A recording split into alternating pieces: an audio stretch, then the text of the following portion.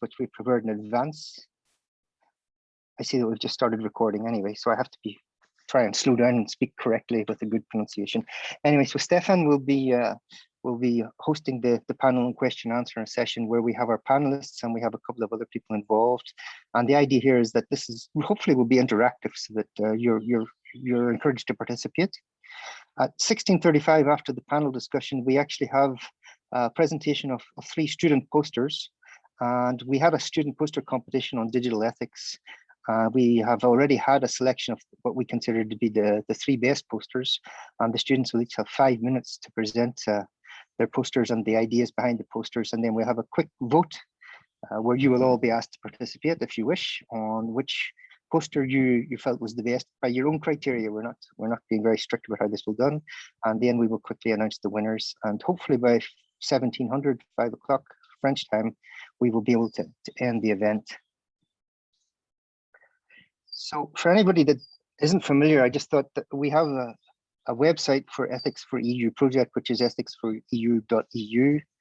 And very quickly, because I think maybe most of you are familiar with the project, but this is a transnational project which is looking about teaching digital ethics and computer science. And so the focus really is on targeting the teachers rather than the students. And although we'll be producing curriculum and best practices, which will indirectly be presented to the students, the idea is that we will be helping mostly the teachers to be able to produce and to deploy teaching material. And so this is following the very standard train the trainer model for upskilling computer science lecturers across Europe. And although it's targeted for the minute at European teaching, we also have had quite a bit of interest from further afield and outside Europe. So we have 5 partners. So we have the lead partner who are actually managing the whole project and directing it, or TUD in Ireland. We have Informatics Europe in Switzerland, Institut Mines Télécom sur Paris in France, of which I'm part of it, together with Stefan Mag. And we have Mallard Linz in Sweden, and the pronunciation is always very bad because I just use the acronym normally. And we have the European Digital Learning Network in Italy. So we are 5 partners, and more information about the partners can be found on the website.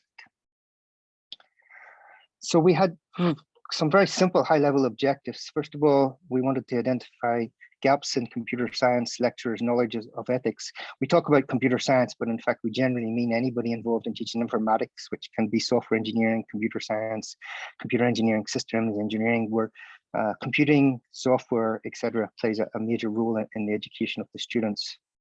We wanted to try and get an understanding of European values in ethics for technology, digital ethics. We wanted to develop an open, accessible online repository of material that teachers could use, together with guidelines for how to use them. Finally, objectives are to develop some sort of sustainable European community of practice. So this is long-term in terms of a community of people who are going to get together and continue to work together on this particular problem. And finally, once we've got a community of practitioners and we've got a set of material that we can use, the idea is to create online training programs for teachers to help them to learn how to do this and how to deploy certain different types of online teaching of digital ethics courses. Excuse me. So the project is about halfway through. I think it's just over halfway through. And so we already have some material that if you're interested in that's available on the website. So we have the first intellectual output one, which is the research report on European values for ethics and technology. And this can be downloaded from the website. The URL is here on the transparency. The second intellectual output, which is also completed, is a research report on existing competencies in the teaching of ethics and computer science. And this creates this gives a very good literature review and a very good review of what is already being done and current practices, not just in Europe, but around the world in teaching of digital ethics, teaching of ethics and computer science. So both these reports are already available. So today I'm just going to give a very brief talk about what we're currently doing and what's to come. And so currently what I'm working on is the case study driven curriculum for teaching ethics and computer science, which is a set of modules or bricks, reusable components for helping teachers to teach digital ethics. And Stefan is going to give a brief talk about the actual online database or platform, which is going to support the teachers in the reuse of this type of material. And I'm not going to spend any time at all, but after that, we're also going to have instructor guides. We're going to try and build a community of practice, and we're going to produce staff training courses for the teachers involved. So the modules that we're producing are called bricks. They're reusable components. And for our first work, we decided just to focus on 6 particular bricks. And the 6 bricks that we're looking at are foundations of digital ethics, which is like a prerequisite for all the other bricks. And we expect all the students that are going to be doing work on digital ethics or ethics in computer science to have followed the foundations module. In blue is the brick I'm going to briefly introduce as one of the bricks that I've been working on, which is to do with electronic or smart pills, which is in the Internet of Things domain and the problem domain of health, and looking at ethical issues with respect to privacy. But we also have other bricks, one of which is on professional ethics, which is to do with software certification and accreditation. And the problem domain there is transport. So we're looking at the ethical issues that arose with the problems with the emission scandals with the cars, for example, with Volkswagen. And we're also looking at the ethical issues that arose from the Boeing 757 MAX, and in terms of where the engineers were involved in the program, did they follow ethical practices whenever they were involved in deploying an airplane which clearly wasn't safe for use. We're also very interested in algorithmic bias, and this is one of the things that our students have been very interested in, is the notion of can algorithms be biased, not just algorithms which are based on AI techniques, but any form of algorithms. And we have got a brick which is actually used at the beginning of programming. It's not for advanced students, for students who are learning programming from the beginning. We have repeated foundations that shouldn't be there. We have a very interesting brick which is on dark arts of interface design, which was developed in Dublin, and it's to do with user interface and how user interfaces can be built in order to manipulate or to persuade or to convince users to interact in a certain way with the system. And this dishonesty and manipulation is something which is very important in terms of the ethical issues that arise. And we have a brick also on autonomous vehicles and the use of AI in terms of cars in particular, and the ethical implications for having completely autonomous vehicles. That was just to give you an idea of the sort of bricks that we're running. Very quickly, the brick that I have spent most time developing for the last 4 or 5 months has been on sensors that can be swallowed as part of medication. And of course, there are all sorts of implications here in terms of privacy of data and the health of patients. Excuse me. And so the interesting thing about this brick is that it was a brick that was came about because the students were actually interested in the subject, and the students brought it to my attention. I was teaching Internet of Things, and we were looking at different objects and the different aspects of security, confidentiality of data, and the students came to me with this particular case study, and we investigated further, and have now turned it into an educational brick. There's too much detail on the slide, but it's just to show you that we have a website for each particular brick, and each brick in particular, we have a section which is on teaching methods. And so we talk about the academic load, we talk about the academic prerequisites, the particular learning objectives with respect to the ethical issues, the computing issues, and transverse issues like communication, etc. And we even provide a plan to help lecturers follow a particular number of hours in their teaching. So the plans are often very flexible. So we have plans for example, 3 hours of teaching contact time, right up to 12 hours of contact time. And the idea is that the bricks are there to be adapted to meet the students and the teachers' needs. And each of the bricks contains a lot of also additional material to help the teachers. The important thing in our database is behind each brick, there is a large selection of secondary material which is used to support the teaching. And so we have articles, peer-reviewed papers, which look at the ethical issues such as privacy, security, safety, the computing issues such as IoT in this case, and even issues that are related to the problem domain, in which case this is health. And finally, there's also material which is non-traditional in the sense of books. This is fine, these aren't peer-reviewed, but we also have online reports. We link to social media sites, like the Oxford Digital Ethics Lab, which is very good at commenting on such ethical issues, and actually has tweeted quite a lot about the problem with these pills in the last 6-9 months. And we also have links to regular press articles, newspaper articles. We also have blog posts, and the students particularly like the links to multimedia, YouTube videos, for example. And just to let you know that we're in the middle of developing, deploying, and testing these systems, and we have an objective evaluation framework which has been set up so that, in fact, we have ethical experts that can come in and actually evaluate our learning objectives with respect to the ethical issues. Most of the people involved in the project are already experienced teachers with computer science, software engineering expertise. And so we already do this sort of evaluation with respect to the computing issues, but we need other experts to help us to try and test this out with respect to the ethical issues. So we have an open online access, which can be linked to online with a URL. And I hope that Stefan is there, can just do a little short demonstration of 2 or 3 minutes of this particular online thing, and then we can start with the talks. Yeah, sure. Yeah, I can show you. I stopped my sharing screen, Stefan. Oh, I will take the end. Okay. Okay. Do you see? Yeah, I should be able to see my screen. So very quickly. So first, thank you, Paul, because I guess that you said almost everything about the breaks and the platform and so on. But indeed, our objective was to develop a repository, like something which is open access to the trainers, to the teachers, with some resources and materials that can be available and could be downloaded by the different teachers. So as he mentioned just before, we have currently some bricks. The bricks is a set of materials and resources of many types. This could be videos, this could be articles, this could be piece of software, tools, and so on that are applied during a specific duration during a computer science tools dedicated to ethics. So you have the learning outcomes, some narratives, learning activities, and also the assessment or guiding for the assessment of the students, okay, through some strategies and so on.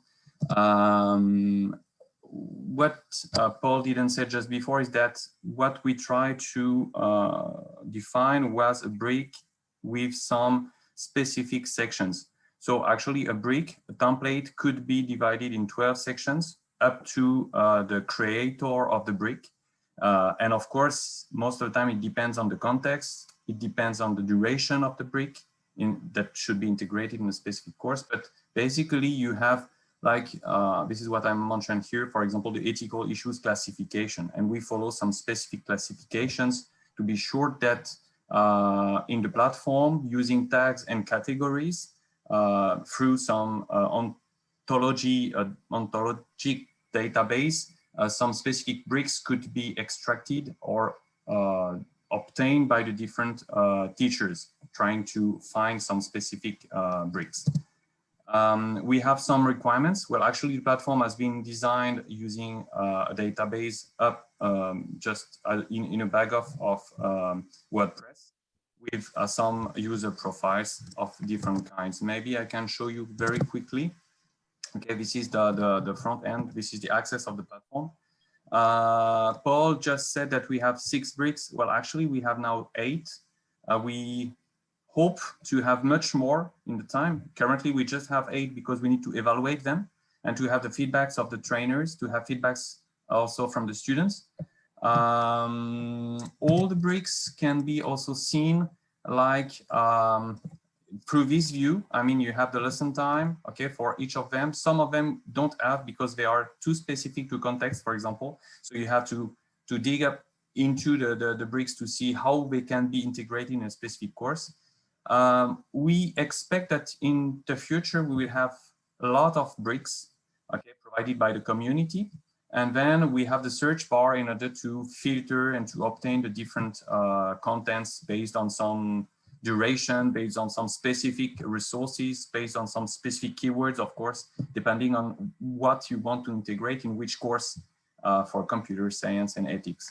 So for example, if we look at the autonomous cars here, okay, you can see, this is what I mentioned just before, you have the classification. So you have to choose among a set of very well-defined classes or categories of different defining the bricks. You have the learning objectives, of course, some prerequisites to be sure that you can integrate that brick in your course as you wish. You have eventually some teaching methods, the assessment methods, and of course, you can download all the course with all the materials, PowerPoint, videos, links, and so on. Okay, you can download it and eventually to use it and to see how you will integrate it in your course. And at the end, you have, of course, some links. As Paul said just before, we have a lot of papers, documents that could be provided to the trainers, but also to the students if needed. Okay, so I stop here. We are just in time, I hope. Okay, so I give you the end, Paul. Thanks, Stefan. So I hope that encourages people to have a look at the website and to maybe have a look at some of the bricks and get involved in their evaluation and the deployment and the use of them. I think the most important for us is to build up a community, and that's particularly one of the things that we hope that happens with this workshop, that we build up people interested in being involved with working with us and helping us out. So now we can actually start with the real agenda. We can start off with the first talk, which is by Thomas Boudel from IBM in France. And he's going to talk about new frontiers in decision engineering, information ethics as an engineering discipline. And I hope Thomas is able to share his screen with us. Is this working? Yes, that's fine. Thanks. Yeah, I renamed based on your last time conversation. As I told you, information ethics is not the right word. Digital ethics is the right word. Right word. So I just basically the goal of this talk, as the abstract said, I have been teaching digital ethics for the past few years in a specific context. And rather than present you the course, because it's a 12-hour course and I cannot just go into this the content of the course, of course, and explain it to you. I wanted to try to convey here how comes that it's actually a researcher in the industry who works in close relationship with research, who felt the need for teaching digital ethics at University of Paris-Saclay in the context of a more general course on research integrity and on research ethics and scientific integrity. And in order to convey how did this course came to be, I think I need to provide you a little bit of context on the type of products we're working on. And then how, by working on advanced product, advanced new features, all of a sudden, the type of issues and problems that emerge cannot be addressed with the way we used to work before. And these raise ethical issues. And that's how we came to develop some approaches, some ethical to deal with these issues, and we actually needed to share them, and that's for this reason the University of Paris-Saclay did give me this wonderful opportunity and entrusted me in providing this course. So back to the beginning, what are the products that we are developing at the lab that I'm doing? And this is not for promotion, this is just to give you context. The type of product that we're developing are called decision engineering. And in a very simplified way, those products are about providing tools or development environment to program an enterprise like one would program a robot. So there are flows of information in an enterprise. There are people who process some information and pass it on to others. There are people who make some decisions and trigger some internal process. And for the past 20 years, we've been working on this kind of products. So here, this is a very simple workflow. What happens when someone is hiring someone else, is requesting to open a new position in a service in a very large company. And in this case, we have, it's very much like a program. So we have a workflow and we have tasks and decision points. And so this is business process management in a word, and this is what we're trying to do. Now, something like 4 years ago, because or even is it 6 years ago? I don't really remember now. We had this idea because AI was and machine learning was becoming very fashionable, because our tools keep on collecting data on what type of decisions are made. We thought very simply, okay, because our products provide interfaces to allow decision makers to make decisions. What if we simply plug scikit-learn or any other machine learning algorithm on top of our decisions or our workflow system, and each time there's a decision to be made, we can look in the past, try to find similar decisions, and issue a recommendation. That seems, from an engineering standpoint, fairly simple. And as engineers, we thought, well, what could go wrong? It's obvious that it's a decision help.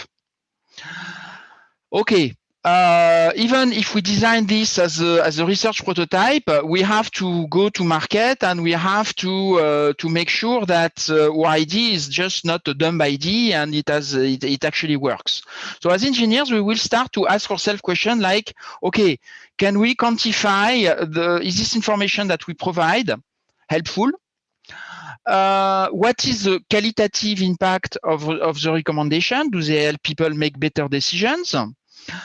At what point can the classifier be useful? Can this feature fit any type of decision workflow, or do we have to do something else? And also, what is the proper mode of operation? So we have HEI issues like, do we automatically provide the recommendation, or do we provide systematically? And all these questions, as engineers or researchers, we know to answer them, or we at least we have tracks on how to answer them. But there's a slightly more unpleasant questions, is that if the system appears to be useful,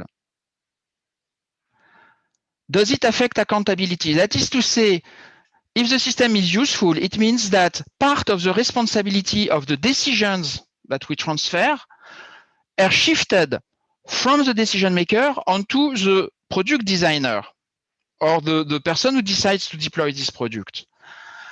And there we start to be a little bit uncomfortable, because do we want to take responsibility for what people will do with your product? That's a bit far-fetching.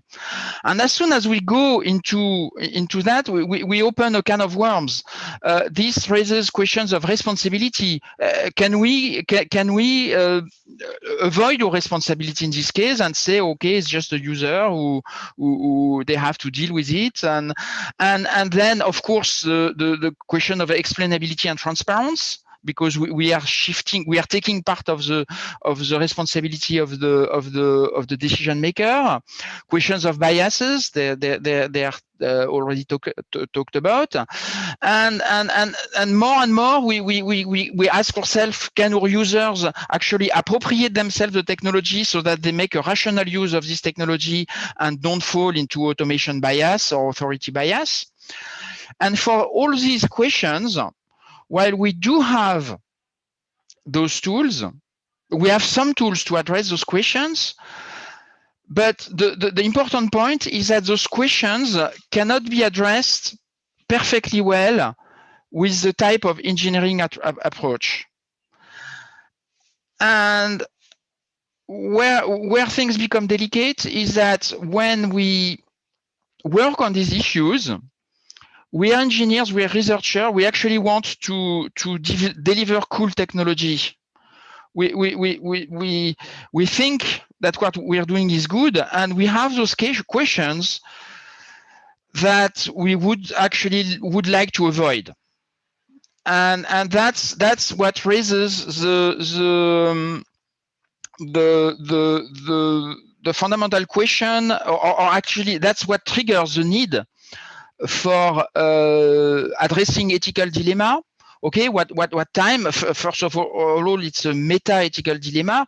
How much time do I have to spend on trying to address the ethical issue that I uncovered by accident, that I didn't want to face?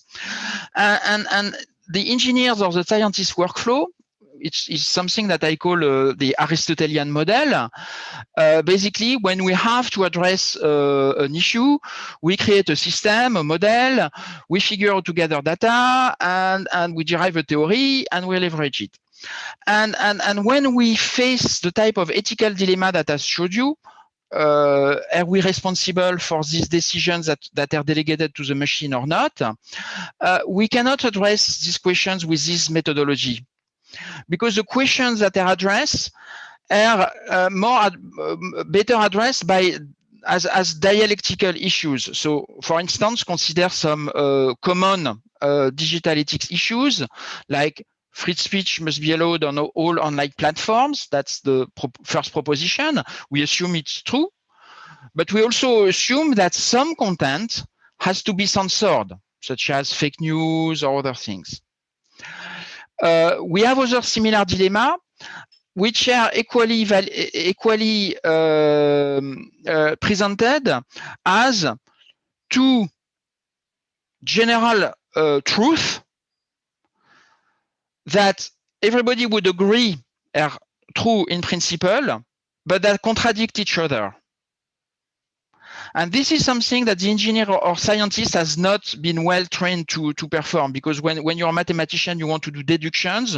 You have two propositions that are mutually exclusive. You say, okay, my model is everything is true, and basically I cannot reason with this property. But of course, in practice, we have to balance and to go more into detail. But in my opinion, this is the goal of teaching information ethics is to try to show how dialectical thinking becomes necessary in information technologies engineering.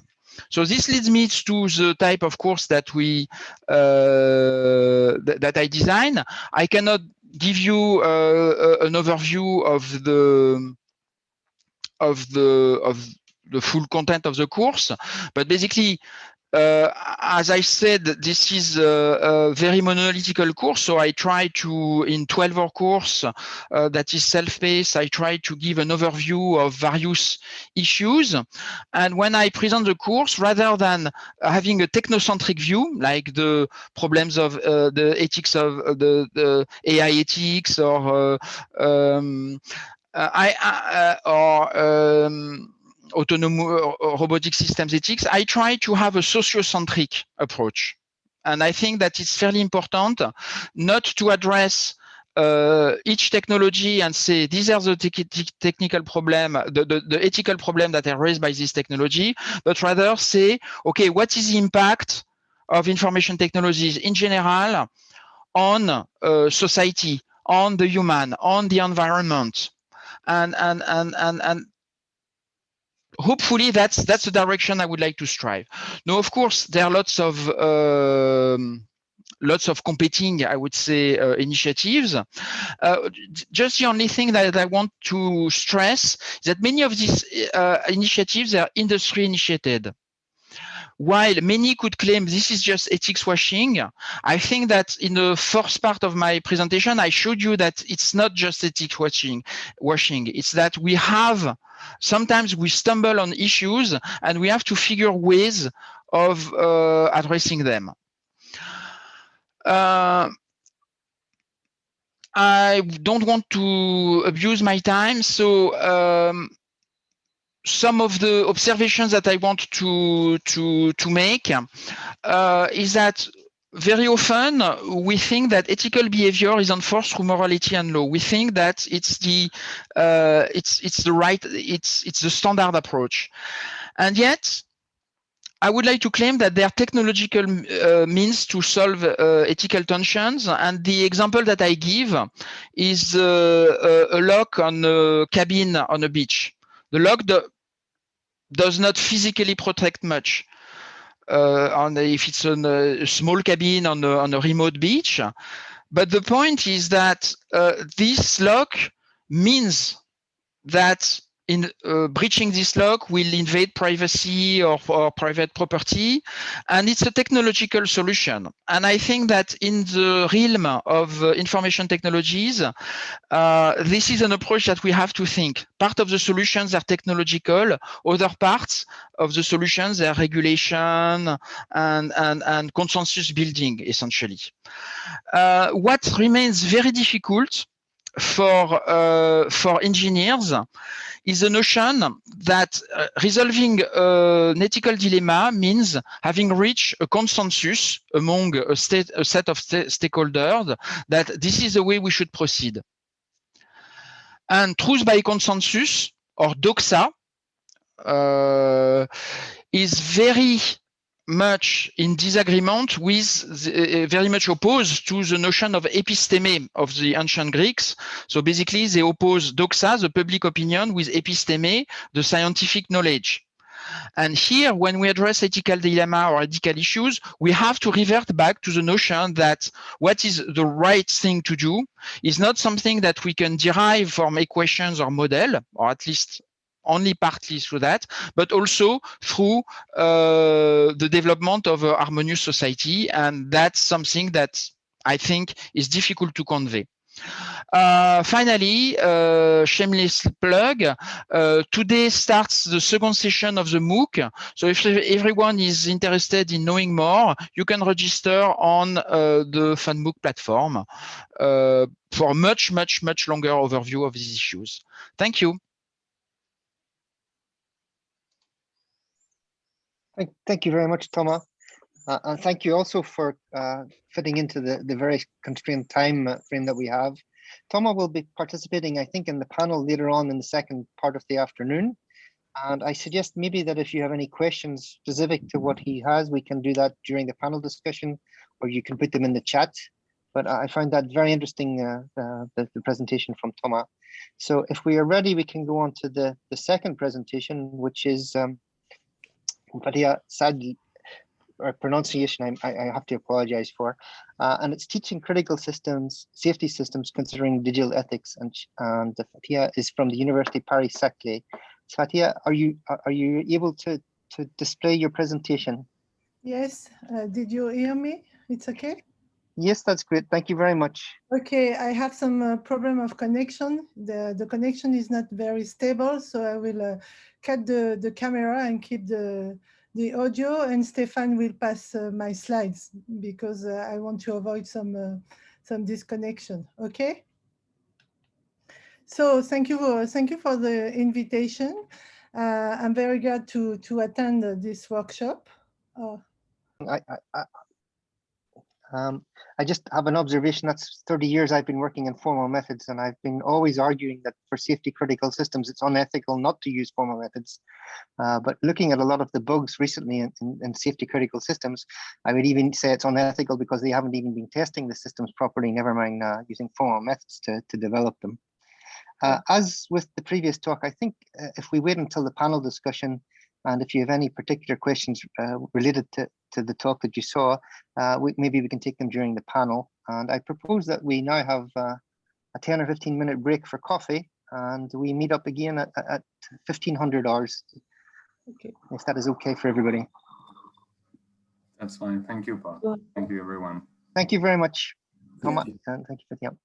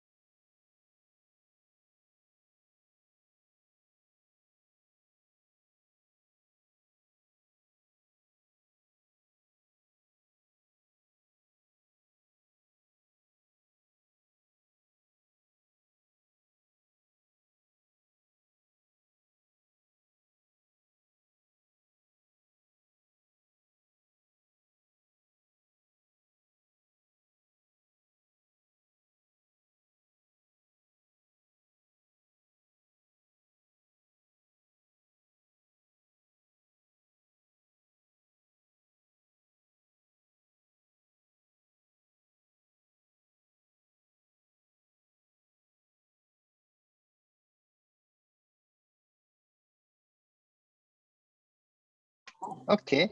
Well, I hope everybody had a nice coffee break. And I'm glad to say that we're now going to start the second session. And we have Jim Dratwa from the European Commission, who's going to talk about what world do we want to live in together, ethics of artificial intelligence, and the question of Europe. And I hope Jim is able to present his slides without any problems. Maybe he can just confirm. Right. Thank you so much. A tremendous pleasure to be with you. Indeed. So I'm now gonna share a screen, and hopefully we can proceed from that.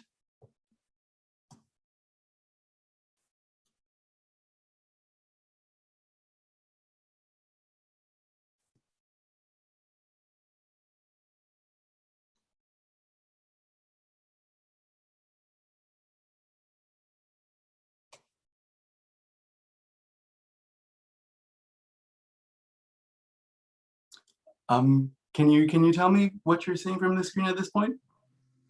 Jim, all I can see is your name, but perhaps other people are seeing something. Oh, here it's starting. That's fine now, Jim. Great. Thank you very much. That's terrific. Then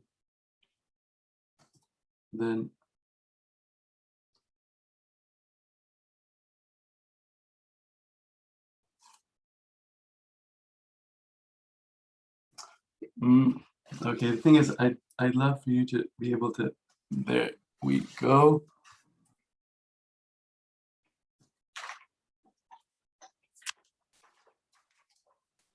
That's perfect now. It's on full screen for us, I think, Jim. Perfect. And with any luck, you may also be able to see me on video. Don't know if that's yeah, that's working as well. That's great. Good to see you. Great. Yes, really. Same here. Congrats to you, to Stefan, to the whole organizing team for making this happen. Fabulous project. Really great that you guide us through the different deliverables already completed and that are coming up.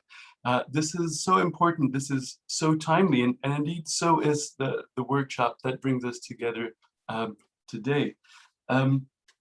It's a tremendous pleasure for me to be here, and indeed responsibility deeply felt regarding this crucial set of issues. We've talked of digital ethics or information communication ethics, ICT ethics, AI ethics.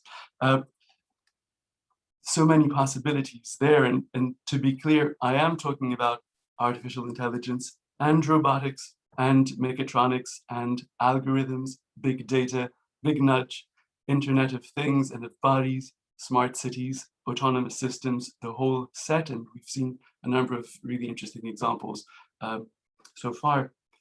And really, with regard to ethics, a crucial question to reflect upon is this: what world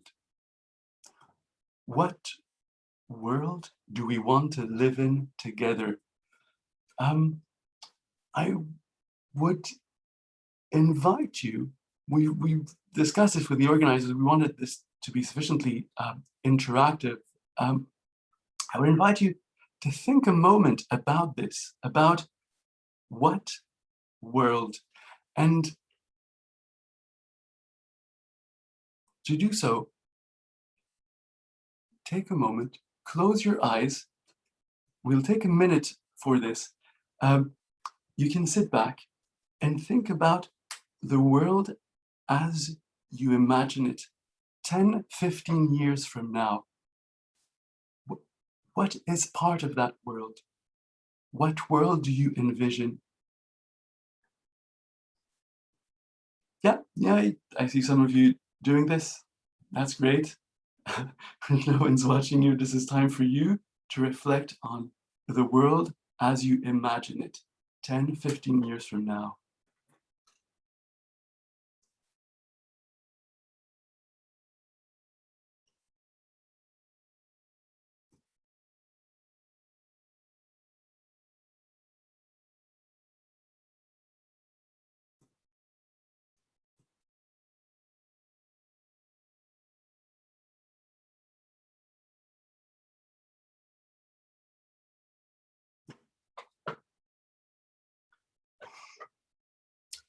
Great. I'll gently pull you back,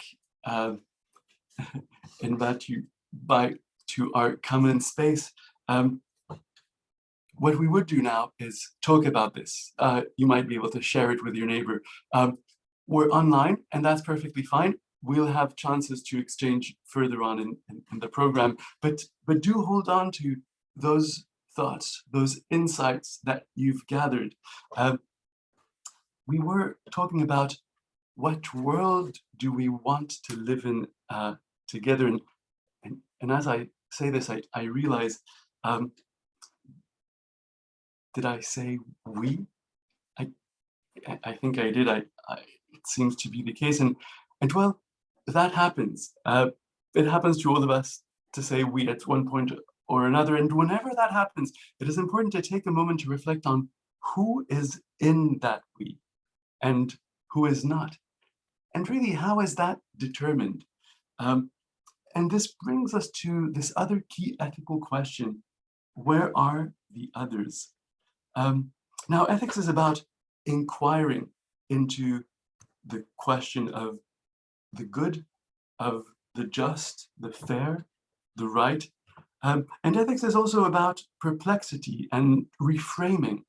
So now let's consider the two families of scenarios or dominant discourses with regard to ethics of digital, and more specifically, with regard to this crazy buzzword, as my colleagues were indicating earlier, artificial intelligence, which has come to encapsulate the digital with a definitional aspect, which is of course interesting and which deserves further scrutiny, which we can do together.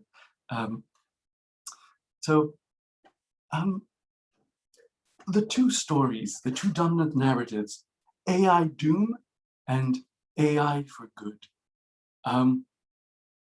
AI doom, the doomsday scenario, a world of AI technological singularity, of artificial general intelligence, of intelligence explosion, runaway AI, of hostile AI, and the end of human life as we know it. That is a scenario, it's a story, but there is also the AI for good story, living in peace and harmony, open innovation, public participation, AI for the people, by the people, with the people. The digital as the good life, as the means and the ends. Digital to solve our problems. Now, there's also a third story there. A third story, which is, you could call it AI business as usual. So this is about companies eluding media ownership rules, eluding taxation rules, enhancing all inequalities and commodification, surveillance, oligopolies, manipulation of choice structures, really enhancement of inequalities and exploitation of humanity as we know it. It's not the end of humanity as we know it.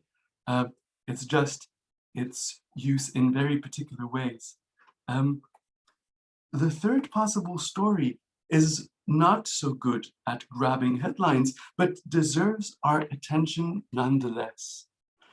And there are many possible stories with digital, with AI, with robotics. But then, looking at these technologies, looking at these socio-technical arrangements, a key point to draw out is the structuring ambiguity, the ambiguity between empowerment and exploitation, the ambiguity between empowerment, participation, democratization, liberation, autonomy, betterment, fulfillment, flourishing, and exploitation, instrumentalization, control, enslavement, subjection, commodification. And that is intense enough, but then what happens when you cannot tell the difference. And in a way, this brings us at the very heart of the question of digital ethics, of the ethics of artificial intelligence. What does it mean to do the ethics of, what is that gesture? What is that intellectual leap and performative move that we make when we talk of the ethics of, in a sense, it's important to note that while we are talking about the ethics of, all the while, the socio-technical transformations are actually happening in the world out there, right there in front of our eyes or behind our backs. But in a second sense, when thinking of the ethics of digital, the ethics of artificial intelligence, one has to pay close attention to the ethics of discourse. Talking of the ethics of means embracing those technologies with ethics, and it lends these socio-technical arrangements a form of respectability, of normalization, of validation, of acceptability. Thirdly, the ethics of opens up possibilities of instrumentalization, of participation trap, of ethics washing. We were talking about that earlier on. Calling upon different dimensions of ethics as a means of politicization and depoliticization, as a means of defusing and diffusing. And importantly, this also points to the dimension of hoax, of corporate invention or corporate academic capture, invention of digital ethics, of ethics of artificial intelligence. There is another point I just want to draw attention to, because I'm keeping this very short, but I want it to be as rich as possible. A fourth dimension is the fact that the framing of ethics of builds in constructs such as the Collingridge dilemma, or law lag, or ethics lag, which is a sort of reenactment of the great divide between facts and values, between technological innovation and humans always running behind them. And there is really an important fifth dimension, which is about the role of ELSA, ethical, legal, social implications or aspects in science and technological projects and research, and in research consortia, where too often this ethical societal research and those researchers are considered the poor relation, the outsiders, a bolt-on, which is instrumentalized for the greater good. And this really calls upon our own responsibility as academics, researchers, practitioners working in this area. There are two big points I want to conclude on. One aspect is really about the European and global dimension, and funnily enough, the European story of the ethics of digital, the ethics of AI and robotics, etc., started in this new era with this report from the President's European Group on Ethics in Science and New Technologies. So that was the very beginning of 2018. There had been a set of really interesting activities at the European Parliament, not at the European Commission until then.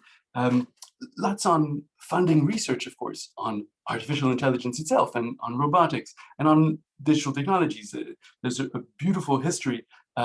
One could even argue since the very beginning of the European project, digital has been at the heart, but not so much the ethical and societal aspects. And it starts there.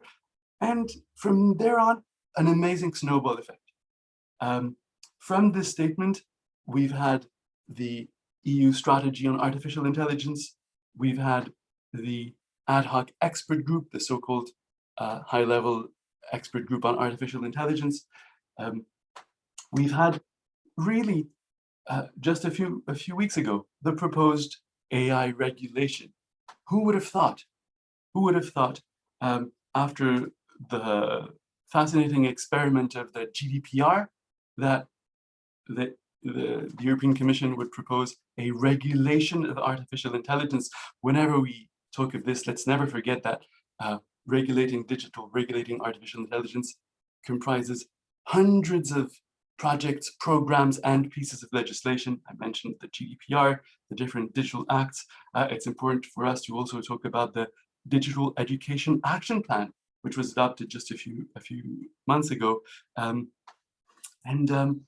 so that's really an interesting one to watch, how this piece of paper that you see on your screen snowballed into lots of activities, not just on the EU scene, of course, crucially, also on the international stage, and how there's been fascinating engagement in the G7 context, but also in the UN system organizations.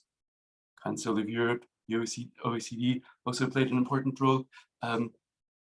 Fascinating. And the last point for reflection is, how do we translate very good pieces of paper, sets of principles and guidelines into the world? How do we translate ethics into changes in the world? That is another really important reflection for us to consider together. Thanks ever so much, and looking forward to our exchanges. Thank you very much, Jim. That was very thought-provoking. Always terrifying for me when I try and think what's going to happen in 10 or 15 years' time, considering the difference in the world since the last 10 or 15 years. I think it's almost impossible to imagine where we're going to be in 15 years' time. And hopefully I'll still be around. I think it's very nice to finish on these guidelines for AI and the European different projects and the different documents produced by Europe, because our next talk, which is by Alessandra Banato from SOFT team, is going to talk particularly about digital ethics in the H2020 projects preparation. And I think the link to your previous talk is quite strong here. As I said for the previous talks, I think we can wait until the panel discussion at the end if you have specific questions for Jim. But I thank Jim very much for his very thought-provoking talk, and I'll pass the hand over to Alessandra. Can you present your slides, okay, Alessandra? Sure, I should now have the right.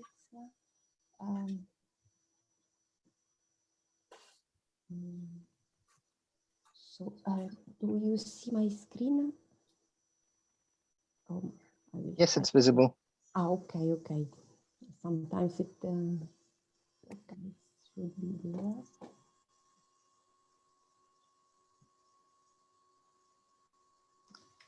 So good afternoon, everyone. I will talk about the digital ethics in Horizon 2020 project preparation and now the coming program Horizon Europe. I am Alessandra Bagnato from Software Department in SOFT Team, DOCA Post Group. And well, thank you very much to have invited me here today and for all the great talks that have been done before me. So, as you know, for all the activity funded by the European Union, ethics is an integral part of the research from beginning to the end. We will go through this talk to the various aspects to be taken into consideration from the conceptual stage of the project proposal throughout the whole project lifetime. And I will give some examples from some running projects. So digital ethics, as is greatly defined by Ethics for EU European projects, so Ethics for EU, everyone can go and check how Ethics for EU is, deals with the impact of digital information technology on our society and on the environment at large. We have many different subjects, a wide range of issues that we can touch: privacy, personal information, digital literacy, big data, including governance and accountability, all the large network platforms that are around us, artificial intelligence, as we said before, the reasoning behind algorithm decision making, and much more. So there is a broad range of problems around us on this, and in order not to avoid and to fund ethically problematic activity, some funding program requires an ethics review to clear the project, like Horizon Europe that is going to start, Digital Europe, and Horizon 2020. So the detail of the scope of the ethical review depends on each one of the program, and simply some of them check these ethic issues, some other, like Horizon Europe, provide a more elaborated procedure which have several steps, and the participants that have submitted a proposal receive through their coordination, to their coordinating organization, this ethic review, and they can check it on the participant portal that every proposal submitters know. We have different situations with ethics review and different actions that can happen before the signature or also after the signature. If the ethics review leads to some requirement to be implemented before the signature, the participants have to take immediate action and, of course, comply to what has been the review that they received, even before going through the nice process that I described in here. Then you can find, of course, I put also the link on the Horizon Europe website. In case the review leads to additional requirement to the project to be fulfilled during the project lifetime, it will happen that a work package, specific work package that is called ethics requirement, will be added to the project with some deliverable associated to it. So in this case, we can say that this additional requirement will be fulfilled by the project with given deadlines, and will allow to follow up what is going on with the ethics point that have been raised. In case the ethics review show that there are serious ethical issues that cannot be solved, of course, funding may be to be refused. And of course, during this process, additional information can be asked if this ethics review requires some more elements to arrive to the decision. The participants have to perform an ethics self-assessment that will be part of the grant agreement, where they have to check all the elements. This is very, very important. Of course, that let the proposer understand their reason about the activities they are doing and to check if they are really in line with international and European national law. And of course, they help for the selection of the selection procedure for funding the specific project. We see here a simple example from informed consent and privacy in Horizon 2020 proposal submission. So for example, we have does the proposal involve genetic information of personal data, and or the proposal involve human data collection, very important, or does the proposal involve patient or person not able to give consent. That is an important part, especially for all the digital ethics that we have discussed. I will go now through two examples of projects that are currently running. One of them is called AIDO ART. It was submitted in September 2020 in an Excel GU context, and it is about continuous development in cyber physical system of artificial intelligence augmented automation. Of course, we have heard that before. The artificial intelligence is something that we should care a lot for ethics, and that is, of course, why I selected this as an example. The project started 1st of April 2021. It is a very big project, 32 partners from 7 European countries, Austria, Czech Republic, Finland, France, Italy, Spain, and Sweden.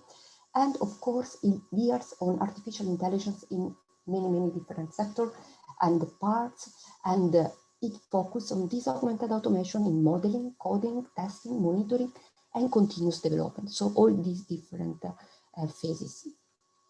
And we want that the artificial intelligence that we use, it follows the accountability, responsibility, transparencies for the development of the artificial intelligence system. And that is very important to have this method that will have our human value at heart. And of course, we have highlighted since the proposal preparation how the artificial intelligence technological innovation will ensure what is promoted by the ethic guidelines from high-level group of artificial intelligence that have been already mentioned.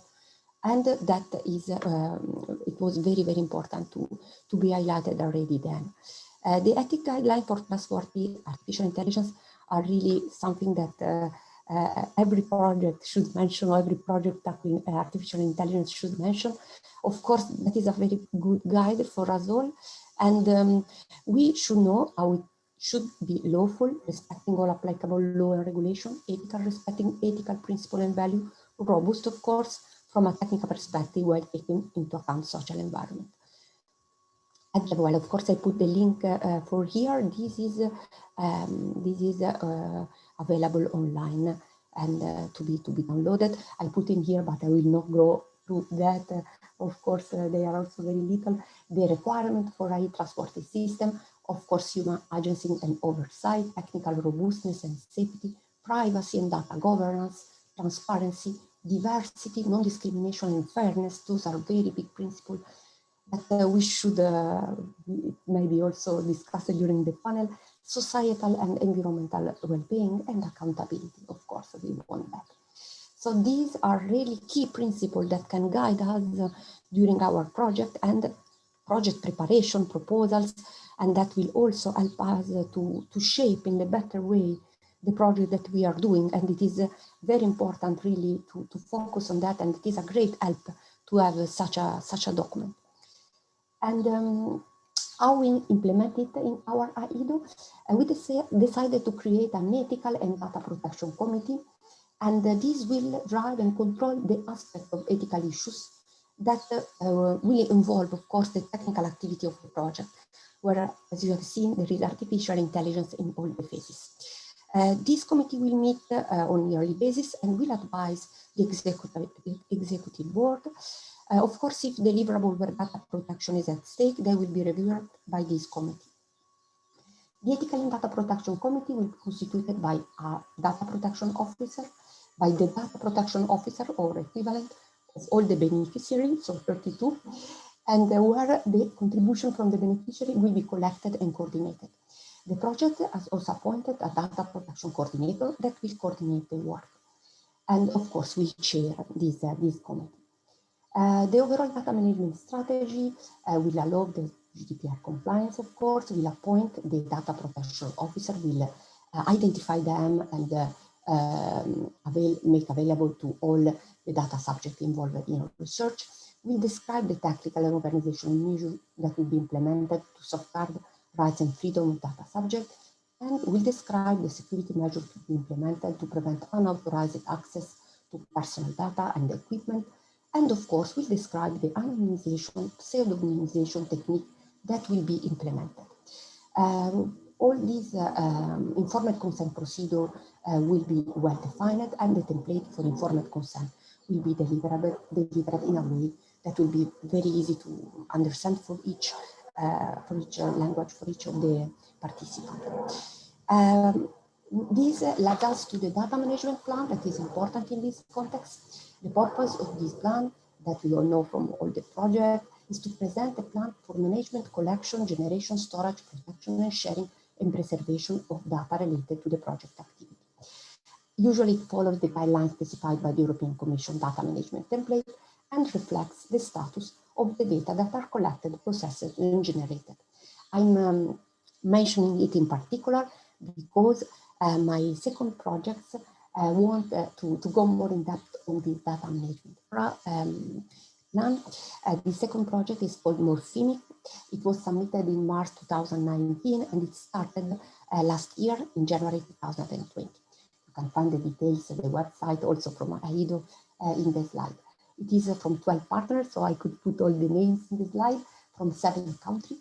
And the ambition is to develop a platform which can provide a unique way of adapting and optimize cloud computing application for future specialized hardware configuration.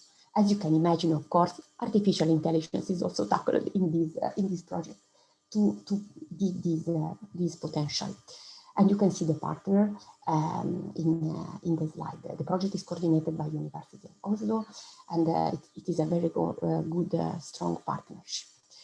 This Morphemic project has this data management plan that has the general policies approach to data management in the Morphemic project and covers all the issues that we want to consider in this data management, including, of course, ethics.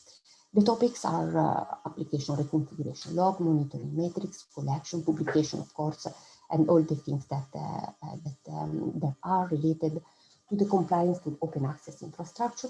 And you can find the deliverables since it's public if you want to go more to see more details on it already on the website.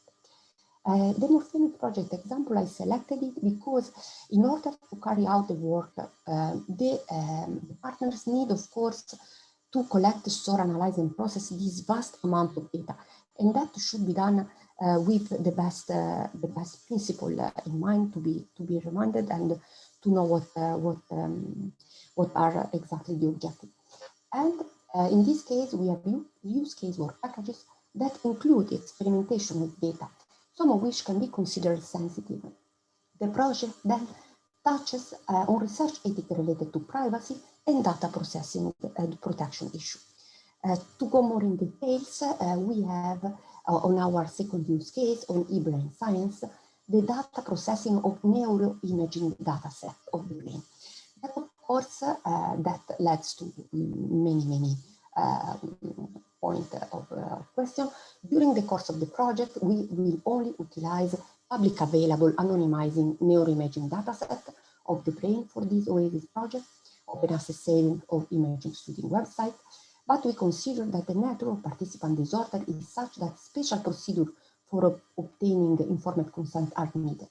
So it was requested in the ethics summary report the description of the research participant recruitment procedure and the informed consent procedure. And that, of course, had been submitted in deliverable in more package 10 ethic requirement. So we see in this project, we went into the second case of my ethic process, where actually our package called ethics requirements is actually included in the project. So in this case, we had the addition of this work package to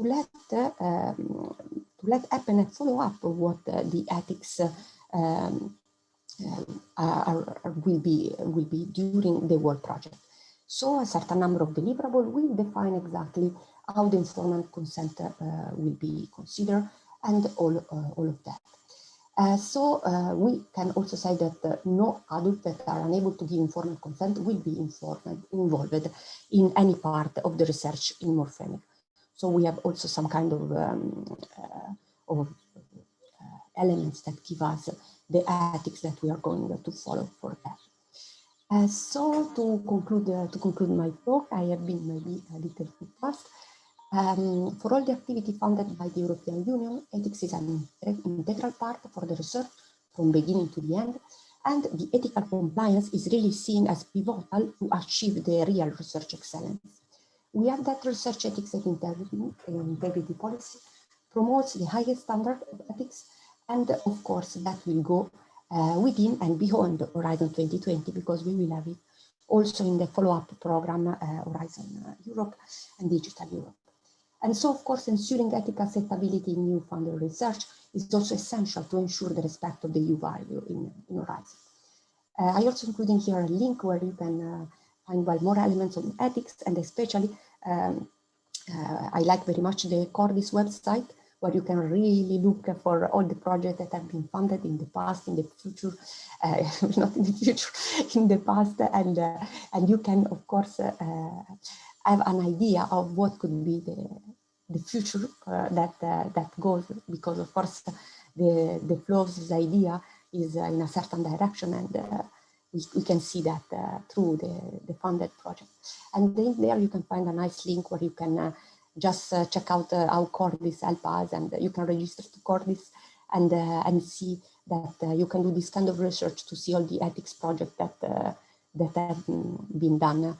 And the research that is available in there is only for end of 2020, so you will see that there is a lot. So that is a very good element for us, because it's a very important point that is considered as absolutely pivotal, to use the word that I put before.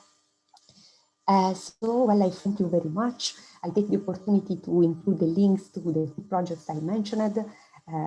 For both of them, I am the exploitation and innovation leader. So, well, that is nice. I put them, of course, there. And don't hesitate to follow them up or to check out the two websites that are there. And if you have any question, please don't hesitate.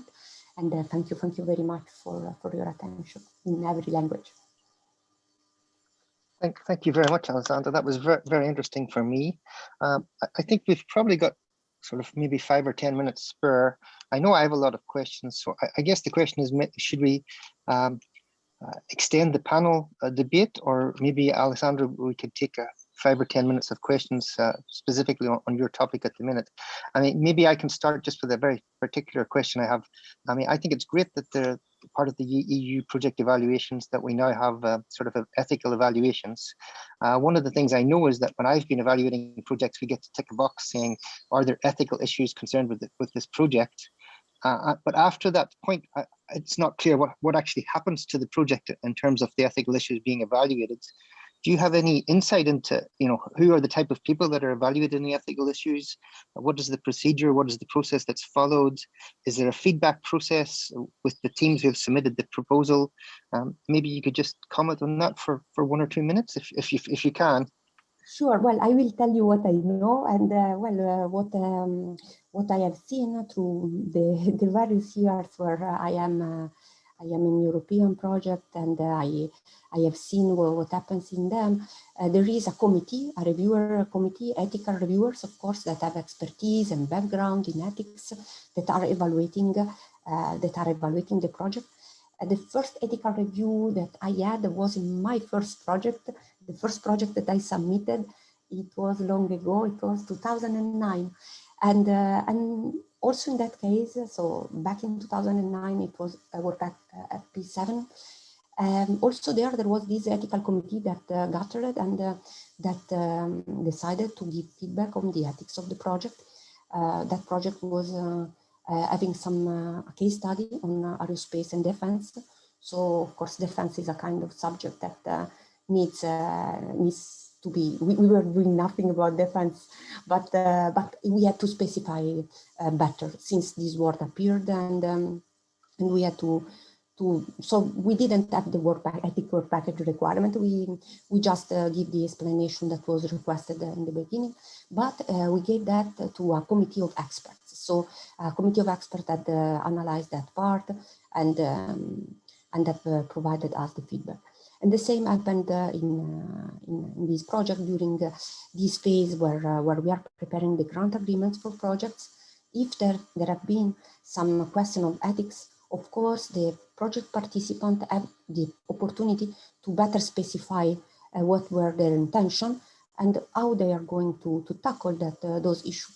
So I really think that, well, in my experience, I had that happening sometimes. And it was very straightforward and also very much helpful, because that was also giving the project the possibility to really focus on some important elements that may be taken maybe for granted, or maybe one can say, yes, I will do that, but it's better to write it down and to have it clear for everyone. Yeah, I think I can just say, I mean, in the last 5 or 6 years in the European projects, there's been much more concrete details in the proposals about ethics and about ethical issues. I think that the human experimental side of things has always been kind of well documented, and I think in recent years the GDPR data privacy things have been well documented and considered. My major concern are things like transparency of code and bias of code. These are very, very subjective things to be able to judge. And my worry is, are the teams of experts, in your opinion, your experience, are these people coming from a background where they have experience in these areas? Well, in my experience, all the time that I received a review report on ethics, it was really a very high level. And I must say that it always was of great help.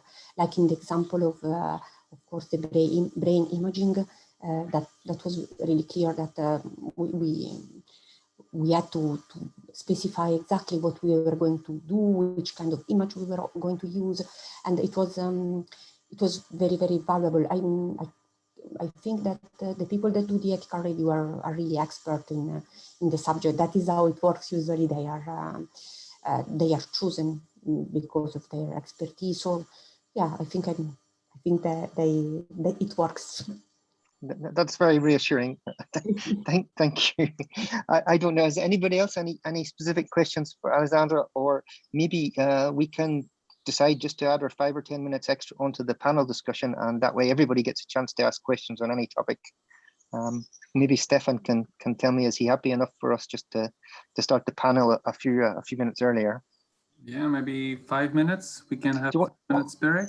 And do we want to take a coffee break for 5 minutes? I know I'm very fond of coffee breaks, but maybe that's 2 coffee breaks. But maybe we can start at 4 o'clock, the panel. Does that sound okay for everybody? Sounds great, Paul. Yeah. Okay, well, I propose we start the panel at 4 o'clock. And thank you very much to our 2 speakers. I think both of them were very interesting and actually had lots of links between them both. Thank you to Jim and to Alessandra for their presentations. And I'm sure during the panel discussion, there will be some specific questions for them and for the other speakers who preceded them today. So we'll start again at 4. Thank you.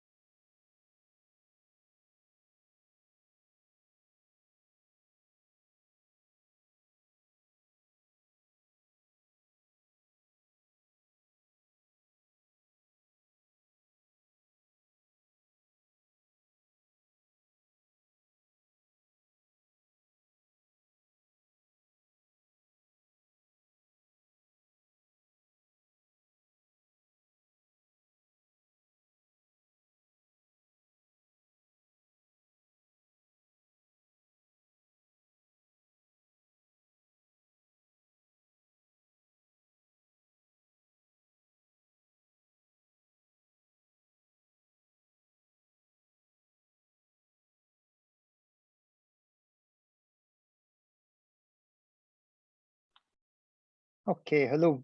I'm back again. Is the sound working for everybody?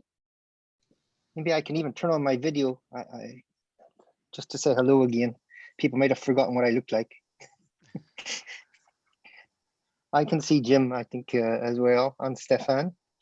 So I think that is quite nice. We can actually start the panel a little bit earlier, because I suspect that there's going to be quite a bit of discussion and interaction. The nice thing about this panel is any time anybody feels like putting out a question into the chat or interacting or even making a comment or an opinion, just far away. And Stefan is an expert at managing this type of interactive process. I think we are, we've scheduled for about 20-25 minutes, but if we want to, we can run a little bit longer. If we finish on time, we can just start the posters straight off from the students. So I think the best thing for me is just to hand over to Stefan. I know I've got loads of questions, but maybe Stefan, you can start the process off with the questions that we've already prepared.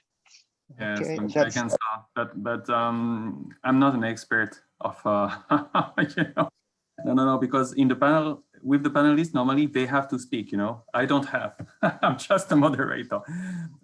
So first, I would like to thank the panelists. Also, I would like to introduce two other members. We already know now the speakers, but we have also two other members. Dr. Deepna O'Sullivan, thank you to be there. She's a senior lecturer and assistant head at the School of Computer Science at TUD in Dublin, and she's an expert in the area of health informatics, but she's also the leader and project manager of ethics for EU. So she's really an expert and all the things about ethics. And I'd like also to introduce Emma Murphy, Dr. Emma Murphy. She's also from TUD Dublin. She's the coordinator for MSc dissertations in the School of Computer Science. And she's an expert in digital health accessibility and also data ethics for TUD through research and so on. Okay, so thank you all. I don't know if we may have, I think I see Thomas, I see Jim, Alessandra. I think I don't have Fatia Zaidi. Yeah, I'm here. With a low connection, but it's okay. Sorry. So thanks for all these presentations. First, it's interesting because they were really all different. Some were really, I mean, teaching oriented, you know, some others really industrial, some others it's a mix. Another one was, I don't know how to type it or how to sort it. But maybe a first question just to follow up or to continue on the same direction introduced by Alessandra and also by Thomas, because they are the two industrial of our panelists. I was wondering actually how we could try to regain trust in the industry. Okay, so feel free to exchange. It's not a question for Alessandra and Thomas, but maybe for all the others. How could we try to regain trust towards industry, considering the ethics? Because as you know, you are all talking about ethics integrated in some projects, integrated in some industries. Also, we know that ethics is introduced in teaching in courses at the university, but finally, we can see through some very nice examples, like for example, the Volkswagen emissions scandals, maybe you know that, okay? How the society, the European society, the world can regain the trust with this thing. Please do not hesitate to take as you wish. So maybe Thomas first. Oh, okay. Well, I must say I'm gently offended by your question. Thank you. Just because of the word industry, I think the center question of how do we regain trust is very important, absolutely capital. But I mean, the industry is not the only culprit or the only actor that is exposed here. In the 80s, there was a very famous survey on who commits violent crimes. And they found out that some very large proportions of violent crime was the authors were relatives or people very close to the persons. And I'm sure it's the same with privacy invasion. For instance, I have children who are becoming teenagers right now, and I'm wondering at what age or when or what is the step at which monitoring their online presence will switch from good parenting to privacy invasion. And if you ask some libertarians, they have the same issues of they don't want to trust the government, and they are afraid of government oversight through monitoring of their stuff. So I think the central question of how do we regain trust, and I don't have solutions. I mean, I'm just trying. I think it's through education and a lot of things that are just not technocentric. But the question of trust is just not about the industry. Agree. Alessandra, maybe, or Jim, you wanted to intervene? Feel free. Alessandra, I'll speak after you. Well, I just wanted to use one of the words you used to reply to this question. So, for example, this idea of the artificial intelligence for good. I think that is the answer to this question, how to regain trust, not only in industry, but in every citizen, in every person, even in kids, in teenagers that are around there and that are watching what we are doing. And I mean, also given our role, we are in this information society, we are computer scientists, so we have our share of work in this. We should justify that to our kids first, to our teenager kids. What is going on? Why that happens? How these big platforms are taking our data? Why they have to say that they are 16 to use WhatsApp or things like that? Those things have to be explained. And the thing is that this AI for good should make them gain more trust and see that good things may happen, and there is a bright future waiting for us if you do things in the right way. So I will let Jim, but yes, It's great. It's great. No, it's a super interesting question and such a great discussion conversation so far. It's really interesting indeed how we ask the question. So this question of trust, and then you were saying, Stefan, you know, trust from industry or towards industry, and then Thomas saying, wait, is it really industry we should be looking at? So it's really important to realize that trust is something relational. It's not something absolute, but it's something that is sort of given, earned, really, and that you know, sort of connects different actors, individuals, collectives. It's a funny thing that in the first draft we were talking about the artificial intelligence high-level expert group set up by the European Commission. In the, you know, it's been encapsulated as trustworthy AI. The first version, it was trusted AI. Trusted AI, it was about achieving trusted AI. There were a number of criticisms of this as really, you know, just the usual model of trying to, you know, like the discussion on societal acceptability, acceptance, you know, these things were classically some bad products or policies are developed, and it's like, okay, this is not so good, but now how can we convince people? How can we use some PR to convince people that it's going to be fine? And then it was changed from trusted to trustworthy. It's a sort of a cosmetic change, but at least it has the merit to ask the question of, is someone worthy of someone else's trust? How can we be worthy of trust? So trust is not about how to get people to swallow the pill. It really is about what's the level of worthiness that is required. And it's good if the bar is higher. Maybe in some cases, we should not be trusting. Maybe it's healthier not to be. So yeah, for further reflection. Sorry, I'm muted, and I fully agree with you. But actually, there are some areas like clinicians or the hospitals or or the decisions that can be made by someone else, for patients, in the hospital.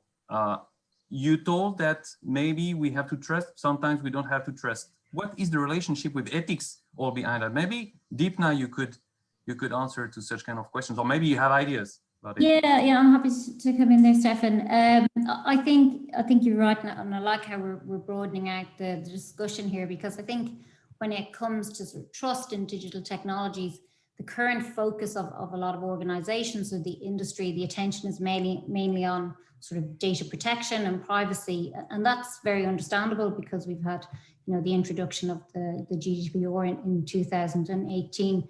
But as we've been, looking at and discussing today, digital ethics has a much, broader scope than that. So, in addition to privacy, there's other concepts that are relevant to organizations, healthcare, whatever it is, that's around autonomy, non-discrimination, transparency, accountability, of course, is something that's really important, particularly if you're talking about, for example, the healthcare domain.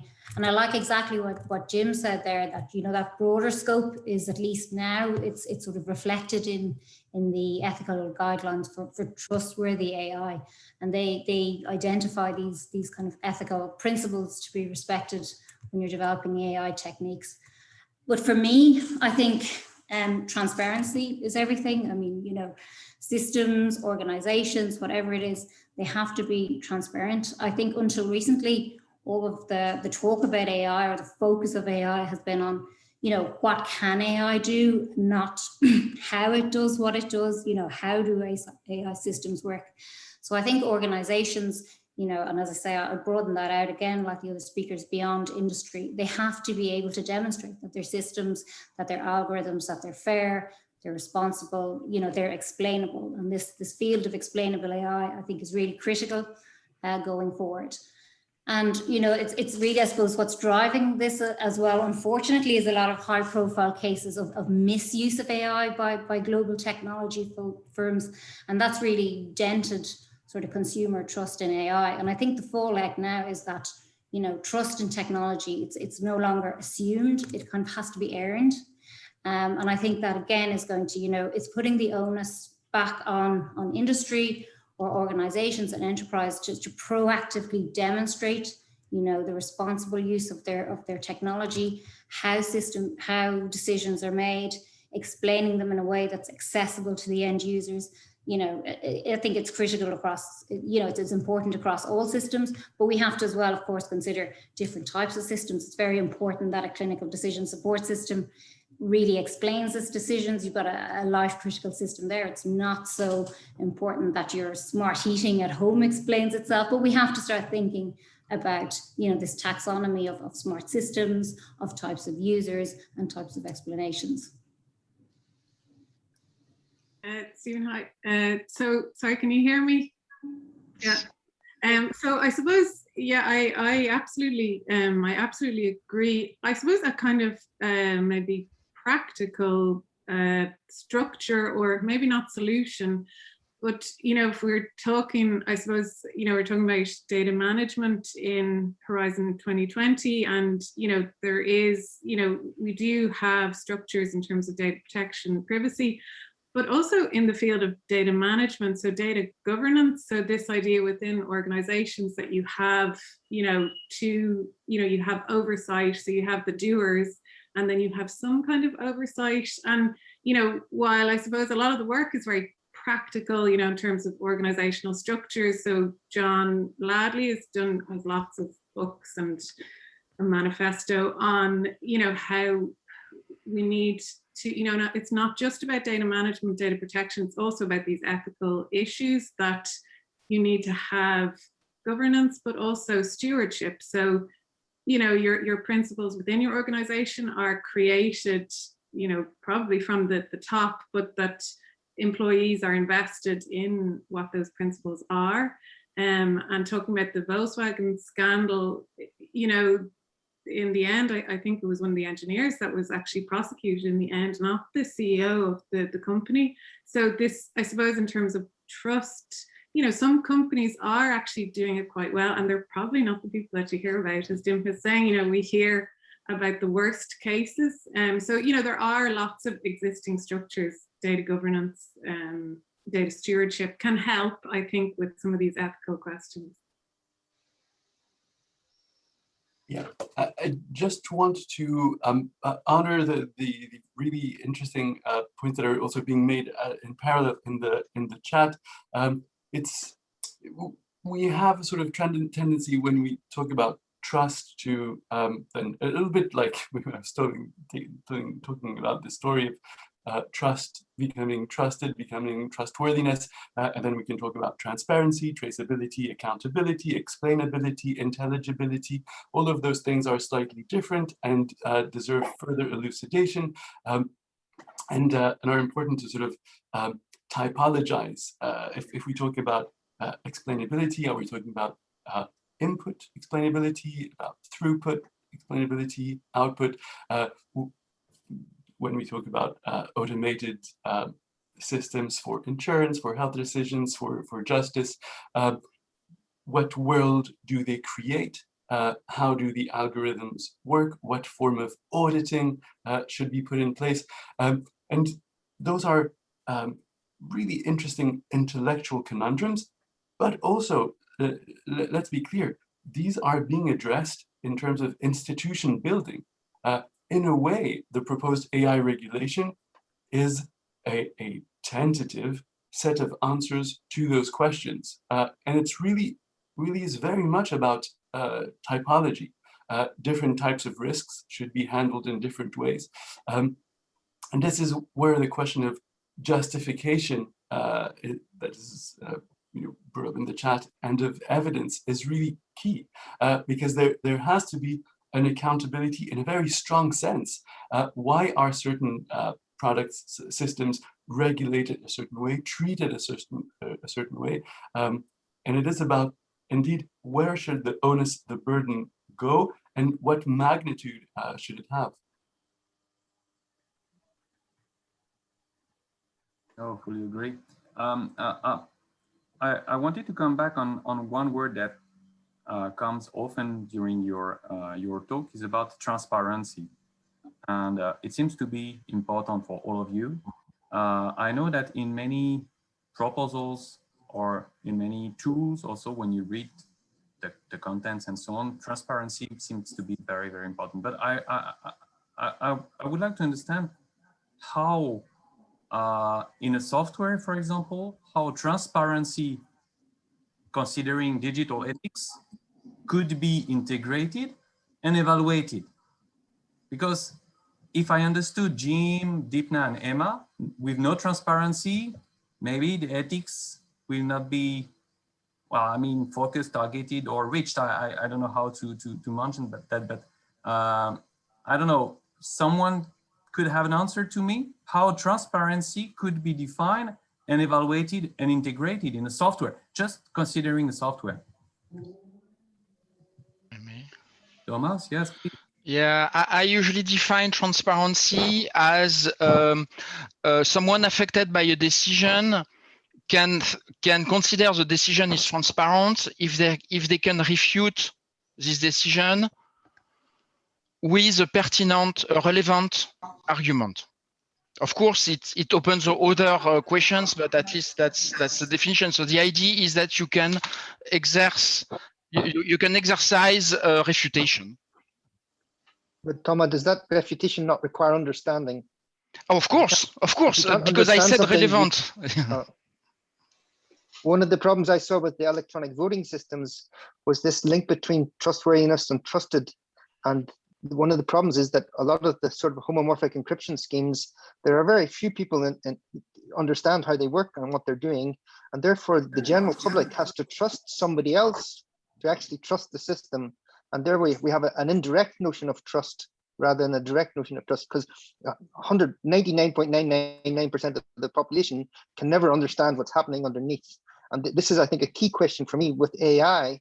I mean, the AI and machine learning is reaching the point now where even if the system is completely transparent, there's no way the general public can understand what's happening.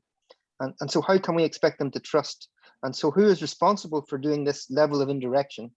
That's the question I have. Is it academics? I mean, I see researchers having a real responsibility in being trustworthy, and scientific people being trustworthy, but I also think companies and industry have a role to play in this as well. I mean, what my big complaint about electronic voting systems, and there's no AI in them, there's no machine learning, is that the companies just said, trust us. The data is anonymous. Trust us, we can't change the votes. Trust us, we can't do this. And the problem was that the trust was not, they weren't worthy of trust, and yet they were trusted. But now I think we've gone to the other extreme. We've reached the stage now where nobody trusts electronic voting systems, even if they are trustworthy. Because there are a lot of different electronic voting systems that are worthy of trust, but they're no longer trusted. So I think the key thing for me is, as an academic, is to try and strengthen the correlation between trusted and trustworthy, so that anything is trusted should be trustworthy, and anything that is trustworthy should be trusted. The issue for me is, how can industry play a role in letting us do this? Because for the minute, a lot of companies are not willing to take on the responsibility of communicating exactly why we should trust them when they tell us certain things. But I guess that's my point of view. Yeah, I would say, Paul, any system that's making a decision about a user, and I'm thinking, I suppose, about machine learning systems here, but it can be any system, that, you know, the end user has a right to know something about how that system was developed, how that system works. And I think all researchers at university have an onus, for example, to publish data sets. So when you're creating a machine learning model, what are the inputs to that data set? And this should be considered in terms of who the end users of this data set, of this model would be. So is that data set representative? Is it balanced? You know, does it contain the type of users that are ultimately going to be impacted by the decision? And, you know, I think inbuilt to a lot of the sort of machine learning packages now and so on, Python, and we do have those kind of tools, at least for analyzing the inputs to the data, the inputs to the model. Then I think when you move to sort of the logic layer, there has to be some kind of explanation about that. You know, we can get into a very long discussion there about white box versus kind of black box classifiers, but I think we have to move away from this kind of notion that, oh, we just can't explain a black box, we just can't explain a multi-layered neural network, that doesn't work.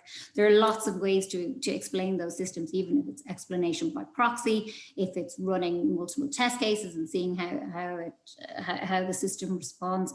And there is a lot of, you know, research going in there into how you sort of can analyze these neural nets as they're learning over time, and sort of putting in stopping clauses and see how those kind of weights are computed.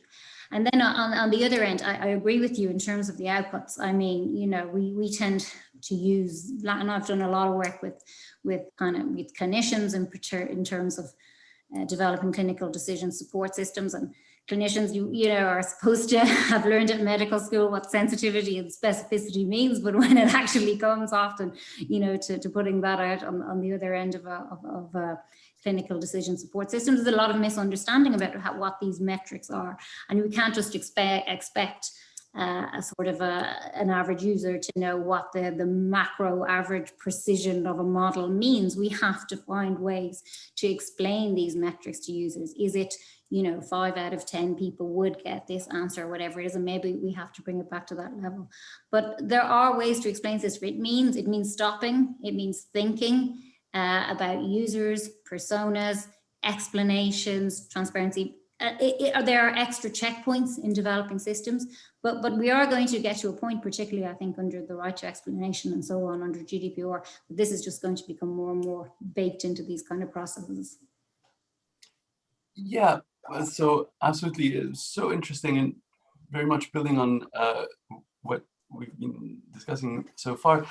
So I was offering earlier on this sort of division into input, throughput, output. It's useful as a first approximation. So input, you have data sets, the whole issue of bias in data sets, a burgeoning field of study, very important, of course.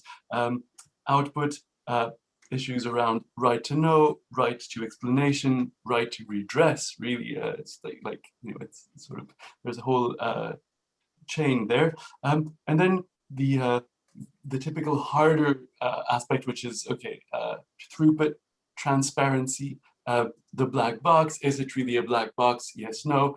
The metaphor of the open scalp.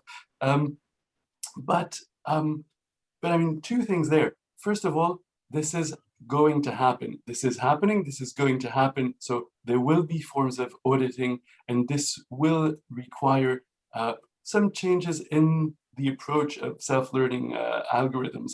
And in fact, it is also a good burgeoning field of study. Algorithms for which the only metric of success is not sort of efficiency, but also explainability. And that's perfectly fine, which in a way brings us to two bigger questions which come through the discussion so far. One is the question of incentives for industry.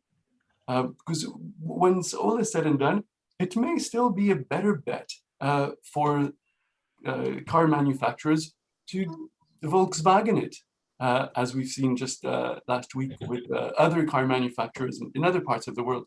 So maybe we need to reflect longer and harder on choice structures, on incentive structures, so that it really makes more sense for big industrial players as well as smaller players, which are facing different sets of challenges, to comply with what is agreed to be the right thing to do.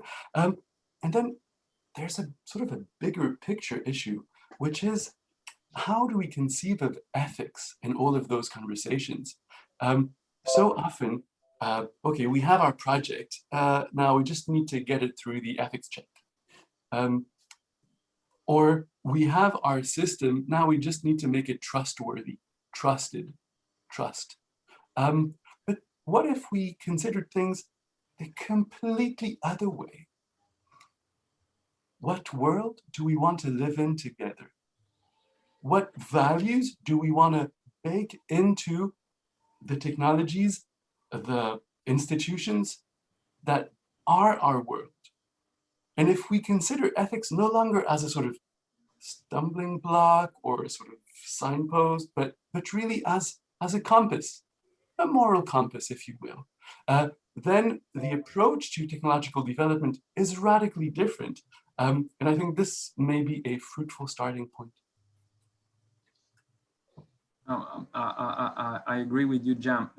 But there is a very interesting remark here in the chat, in the public chat. I don't know if you read, but it's about the relationship between transparency. I give all the inputs I can, and specifically in a use case to get a loan. And actually, if you don't want to be transparent, to provide all your data, okay, you don't get the loan. So actually there is a balance.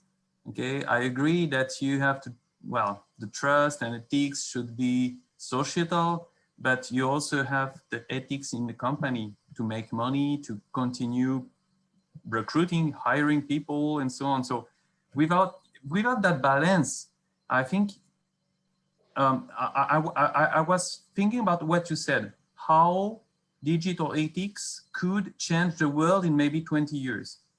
Okay, should it be through the companies with black boxes? Because we know that in the future we will have black boxes. And I know, I'm a researcher, black boxes are really black. I mean, we don't know how it works, but it works. And trust me, it works. Okay, trust me. But finally, how could we think that ethics in the company and ethics for the society could merge to be better or not? This is maybe because we reached almost the end. We did reach the end, I'm sorry. So we are a little bit chatty, but just as a final word, what someone could give me an answer? Do you have an idea about how this could change the world? How digital ethics could change the society, considering maybe the companies, commissions, why not? And also the, yes, industry and society. Please feel free. Yeah, I think that where it can help is really to bring the consciousness of the problem, and to bring it not only to the companies, but to the citizens, to the people that are really using the product that we are developing. And without these cautions, without the knowledge of what is ethics, what is digital ethics, what are our rights, what we can aim to, what we should ask. Not only us, that we are in the domain, we are in computer science, of course, we know maybe better than others, I don't know, but I mean, that is our work. But for many people, I think that our help is really vital, because they should know what to ask for and what they have the right to have.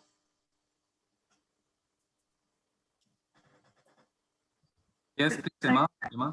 Yeah, so maybe picking up on what Alessandra said, and I think really interesting, I think Paul had the question about, you know, who are on the, you know, ethics committees or review committees for Horizon or any. I think some of the answers might be in recognizing how interdisciplinary, you know, digital ethics is.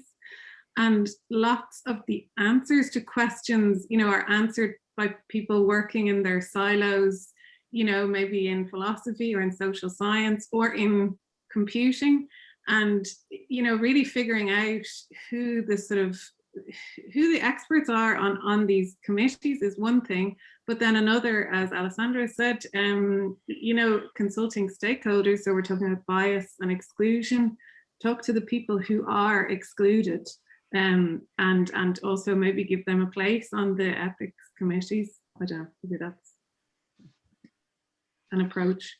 I know we have very little time, so really just in agreement with everyone who's spoken this far. So the idea of what world do we want to live in together and where are the others is exactly that. So it's the idea that it's not for corporate boardroom executives to make those decisions. It's not even for politicians, democratically elected politicians. It's not even for wise men and women sitting on ethics bodies, but it really is for all of us. If these are societal questions, then the deliberation has to be a wide societal deliberation, and the choices have to be common choices.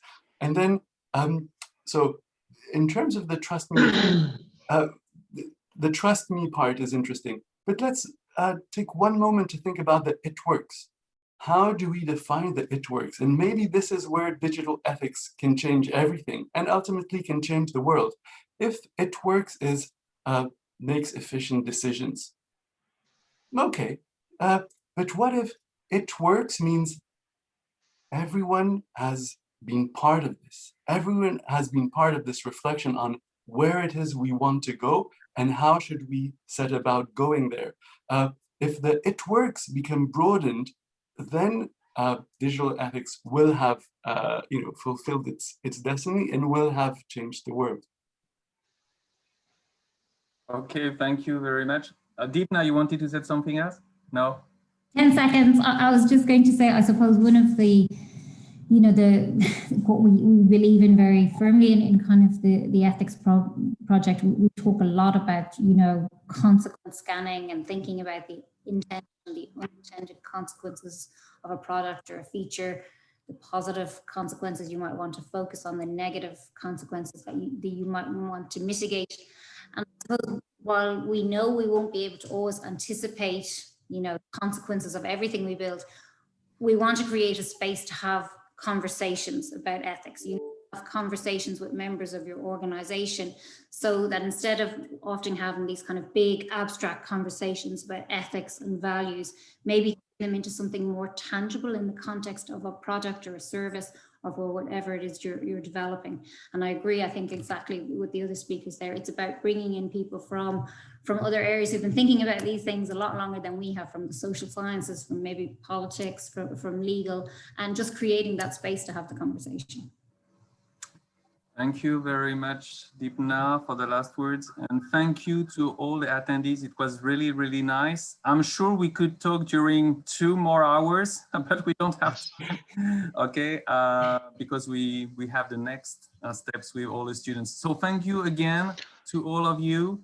And thanks also to the public, to the attendees who wrote a couple of questions very nice questions that we will keep, and eventually to put that also on the future newsletters of our project. Thank you so much. And I give the end now to Paul. Yeah, I'd just like to thank everybody for their participation in the panel discussion. It was great. And thank you, Stefan, for managing it so well. I had total faith and confidence in you. I could even say that I trusted you to do it correctly. Anyway, so the next part I'm really quite excited about, because we've actually got three students who are coming from different countries and from different backgrounds to talk about digital ethics. We ran a poster competition, and these were three which were chosen by a small committee of evaluators as being three of which we found were the most interesting and would be the best to present today. The idea is each of the students is going to get just 5 minutes to present their posters. If you have any questions, please put them in the chat, and we will try and address them offline, because the students in 5 minutes, they won't have time to respond. But we are encouraging questions, and we will keep contact after the event today. And afterwards, we will have a very short 2 or 3 minutes for doing a vote. Every participant will be able to vote on their preferred poster, and there will be a prize awarding, a virtual prize awarding at the end of this. So the first student that I have is Anna Caffrey. And Anna, I don't know if you're there. Are you able to present or to share your screen? Hi there, Paul. Hi, Anna, good to see you. Do you have I'll the turn. presentation there? I can hand the controls over to you if possible. I do. If you want, I will do that. Just give me 1 second.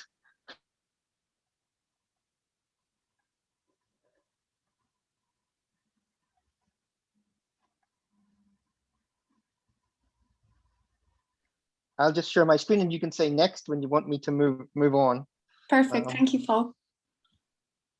Okay. Can everybody see this? I hope it's the right presentation, Anna. That's it. That's great. Thank you so much. Okay, well then you have your 5 minutes. Just start whenever you want. Perfect. So first off, thank you to all the speakers today. That was very, very interesting. And thank you for considering my poster as one of the final 3. I'm really honored. So to start off, my name is Anna. I've recently graduated from a year-long higher diploma in human-computer interaction and user experience in Maynooth University, Ireland. I think it's important to mention that this area is very new to me. My background is a double major in history and history of art from Trinity College, so very, very far from this realm. And I've been working in the tourism sector for the past 2 years. It was largely due to the emergence of exciting new technologies like virtual reality, augmented reality in the tourism sector that drew me to this exciting new course. I began really paying attention to the area of digital ethics and AI when I took up the module called Ethical Implications of Human-Computer in Maynooth. This was ran by Dr. Joe Timoney and Professor Barak Perlmutter. The poster accompanies an essay. This was my final assignment of the year, so only handed in there a few weeks ago, on the same theme, where I analyze how social media acts as an agent for AI and how bias, fairness, and transparency could be managed when algorithms make decisions. The paper also explores how education and awareness can improve our understanding of AI and help to create more ethically conscious developers in the future. I was inspired for the idea of the poster when I tried to communicate the themes within this paper to my family and friends at home.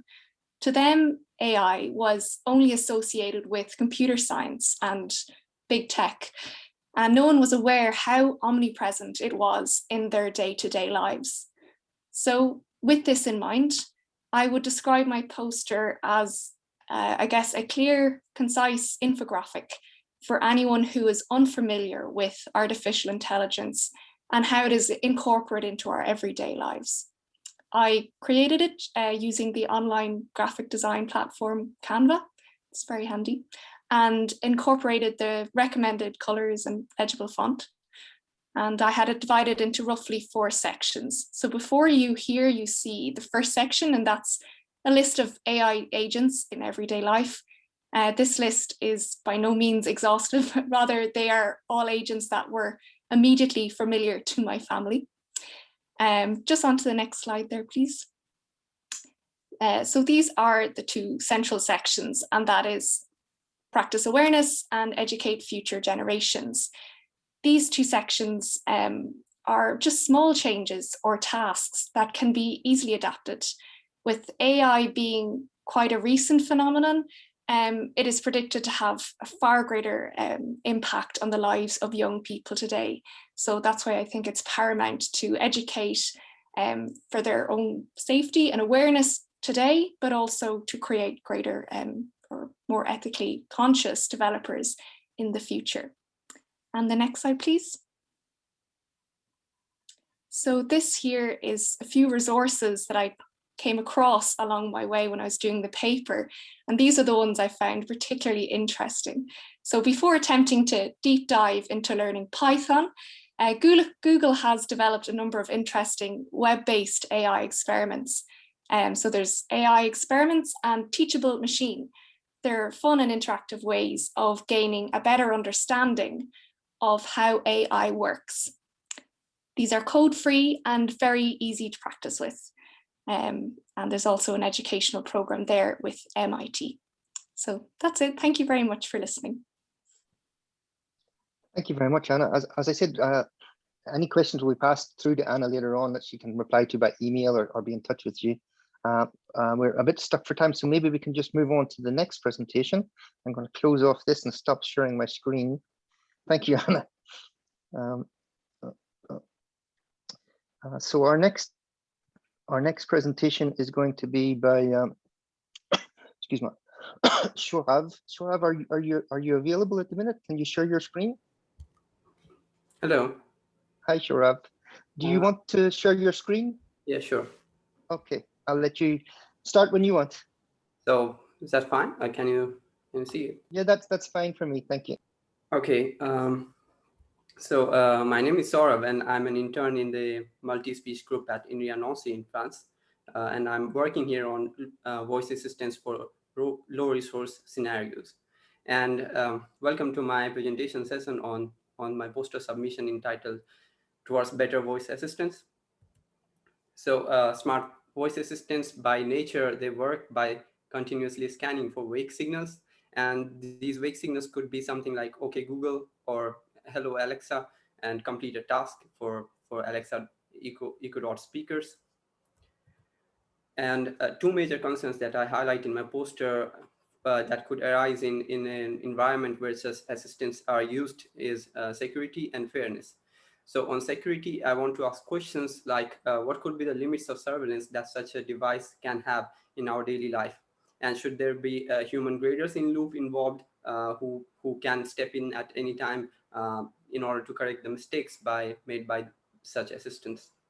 On the other hand, on the side of biasness and fairness, I would like to ask questions about what can be done to improve accent independent recognition in such speakers, and what matrix can be optimized so that we can exploit the interrelatedness between these two issues. So here's a slide on two example cases of how these two concerns can affect us in our daily lives. So firstly, on the left, we can see a scenario of unintentional voice record, which leads to a sequence of such events where at the end, Alexa shares a confidential conversation that it records to a random contact in the contact list of the user. And on the right, we have case 2, where a Hispanic English speaker complains that how they're reluctant at using their smart speakers in social circles, because of course they fear that it will not understand them well. And in fact, it has been found that Google Home speakers are most biased towards native speakers, Spanish native speakers, and Amazon Echo Dot speakers are more biased towards Chinese speakers, towards the accent of Chinese speakers. And next would be what accounts for these issues. So firstly, I would like to question that how value judgments are encoded in such systems. And value judgments are basically the assumptions that we build upon. So here's a very good figure that I found from Kate Senko's talk at ICLR 2021, which shows that how it is almost impossible to actually sample an independent identical distribution from a real world distribution. And there's almost always a biasness in our data sets. Second would be to question who controls the data privacy policies of tech giants, because today almost all the tech giants have their own independent codes of conduct. While the third question I would like to ask would be, can we ensure that the uses of voice assistants do not lead to scenarios where social or moral dilemmas can possibly arise? For example, if a user finds that they no longer find useful, that the assistance is no longer useful in their daily life, but still social pressure keeps her from removing it. And in this case, we would want to avoid such a scenario. And this is very much comparable to the use of smartphones today. So we can take a lesson, and we can see that we can possibly avoid such a future where assistants do not take that role. So the possible recommendations I have summarized is threefold. And the first of these being that we should be setting up autonomous external panels to govern the policies of how a party is held responsible for the mistakes made by an assistant. Second would be that tech giants should lead a consensus on how the government should be authorized over the data under exceptional circumstances. For example, if a EcoDot speaker is suspected to have recorded a conversation at a scenario where a crime was committed, then of course the actions of Amazon should be leaned towards the judicial system in helping them out. And thirdly, as we know that today, most of the breakthroughs in AI are coming from the academia. So the top-notch AI conferences and journals should prioritize ethical impacts for their submissions. And NeurIPS 2020 and 2021 is a pretty good example for it.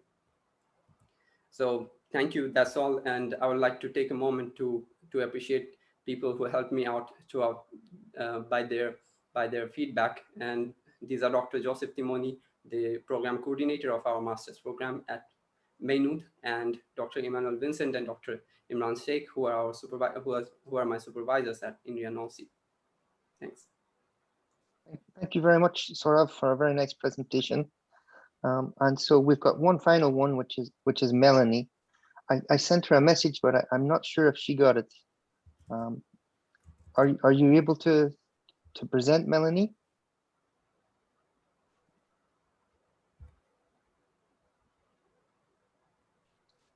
I can't see if she's still logged in. Hi, Melanie. Yes. Okay, good to see you. Do you want to share your screen, or do you want me to put up the file? Je veux qu'ils mettent tu veux partager au lieu. You can share, please. I can share. Okay. It will just take me 1 second.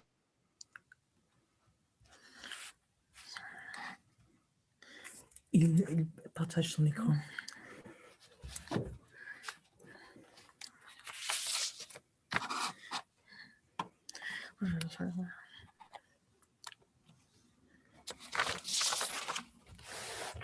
Thank you. Oh, hello everyone. My name is Melanie Fontaine, and I'm a PhD student at Jules Verne University, Picardie, France. My thesis is related to exoskeleton, cloud, and artificial intelligence, and financed by the ABLE project. In the ABLE project, we aim to create an exoskeleton using the latest technology to provide a better rehabilitation of stroke patients. The exoskeleton is a robot equipped with a force sensor and an electromagnetic system. An embedded AI system provides feedback. Traditionally, we have two actors, the patient on the physiotherapy, create a program of exercise. However, the artificial intelligence is a new actor.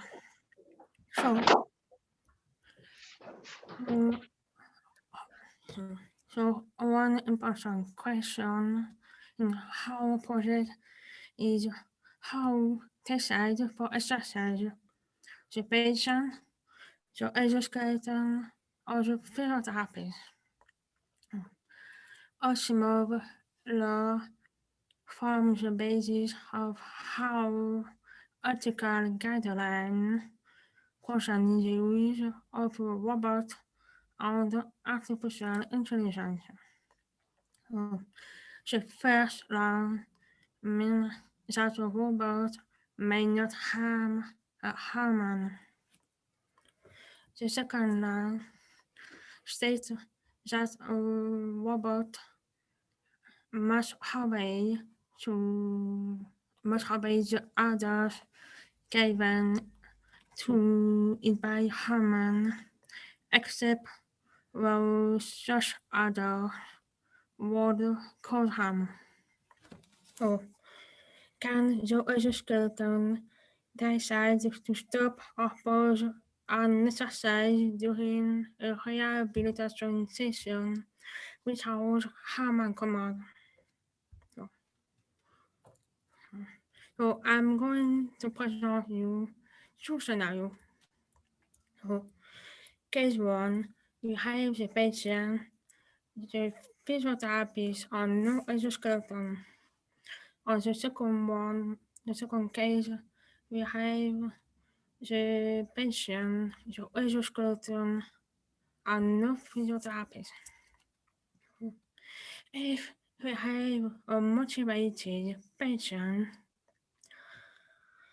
their choice may be to do the exercise which will only help.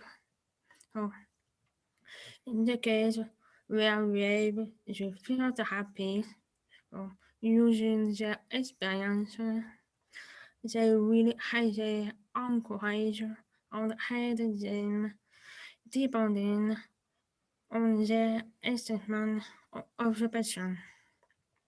But in the case of the exoskeleton, different decisions could be made according to two separate factors based on the analysis of sensors and based on the Asimov law.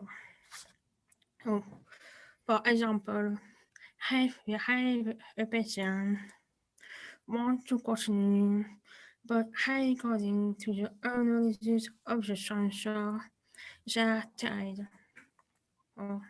The further exercise will make them more tired without causing injury. So, in this case, the exoskeleton could suggest stopping. However, according to Asimov's law, the robot cannot refuse the command of the human if the command does not conflict with the first law. Therefore, the patient can continue the exercise. Just in your opinion, which of the three actors decides?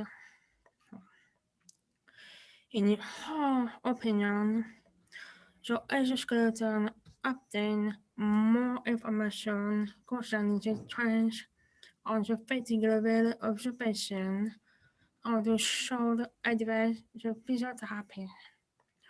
The physiotherapist will analyze knowing how the patient feels and make suggestions to the patient. The patient should have a key role in decision. Thank you for listening. Thank you very much, Melanie. That was very interesting, and thank you for your presentation. Stefan, I think we can now go to the voting process. Do you want to take over? I'm going to unshare my screen. Yes, we can. We can go with the voting process. So a pop-up will come to you very soon, and you will be able to have one single vote, okay, for each of the participants here. Okay, so normally you should be able to vote right now. Thank you.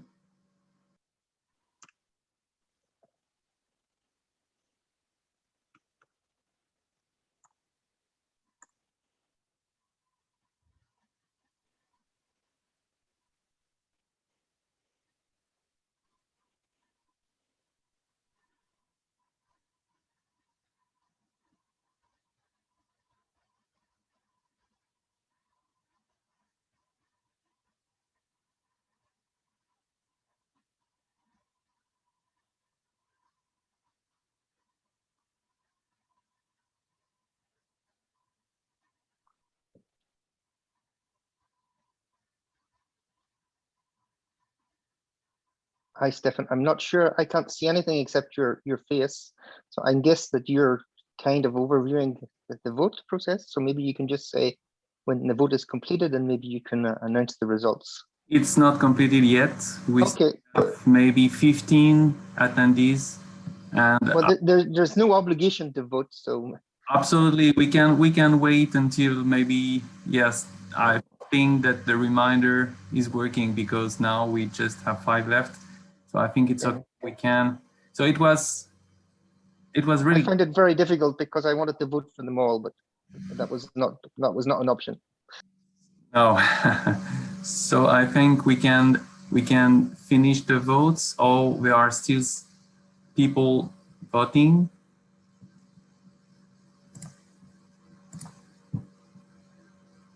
Okay. Okay, so I think now it's done. I can stop there. You agree? So I display the results. Paul, Yeah, you agree? Can you read them out like a Eurovision in reverse order? I don't know. This is as you wish. Either I can tell you in a reverse. No, just display them as you wish, the Stefan. results. Yeah, yeah. As you wish. It's maybe preferred. Okay, so maybe just give me one moment. And it's done. So I think now you can see the winners and the order. Okay, so this is very good. So Saurav first. You can conclude, Stefan. Yes, I can conclude, and also congrats and thanks everyone. So indeed, the first vote is for Saurav, okay, from INRIA. Thank you very much also for all the voters. Anna in second place and Melanie for the third place. But in all cases, you are all 3 winners, okay, because you have been selected to be the 3 best posters we received. So I thank you. I think we can end on this. Maybe Paul, you want to tell a few words before ending? I just want to take the opportunity also to thank again all the speakers, the organizers, also Anna Bechevel. She is there and she helped a lot for all the organization of this workshop. And Paul, of course, who helped me from the very beginning for the success of this project. So this is my last words, and I will let Paul conclude. Thank you again to everyone.